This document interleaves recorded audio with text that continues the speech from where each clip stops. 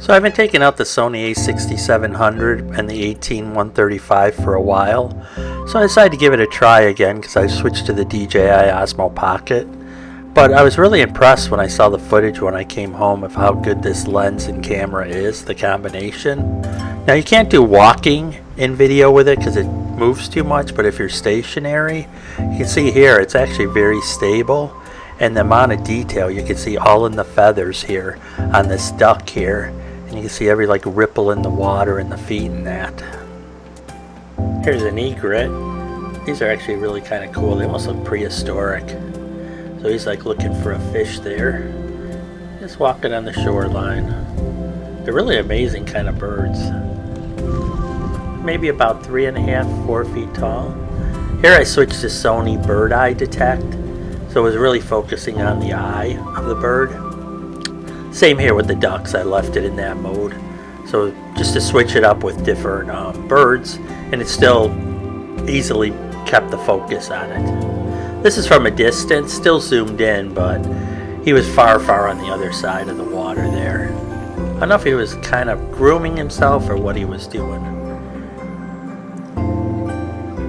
Here you can see it actually held the focus even though it was behind the actual tall grass there. So that's actually pretty amazing. Now I switched to insect mode just because I saw a whole bunch of butterflies out in the wild. And you can see how clear it is. You can see so much detail in the actual wings of the butterfly. Here's close up of the butterfly so you can see even more of the detail. See the flowers in the background, then it kind of fades out there, the focus.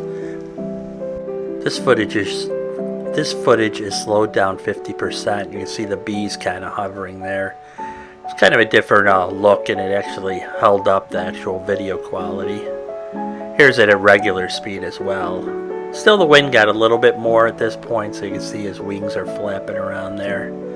But, I mean, the focus never lost on the butterfly at any point.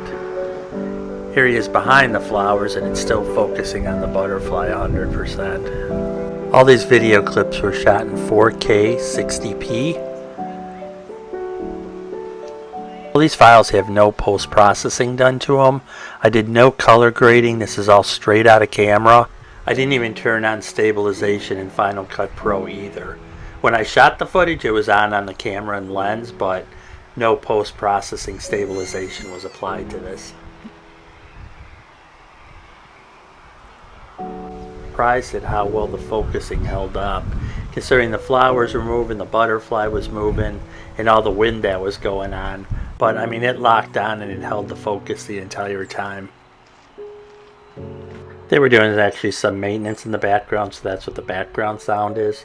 But I just left it in so you can kind of hear how the actual audio sounded with it. And this was just a little BG-G1 microphone by Sony. Just goes in the hot shoe and it sets the levels and takes care of everything for you. It's not wireless, but it is actually mounted.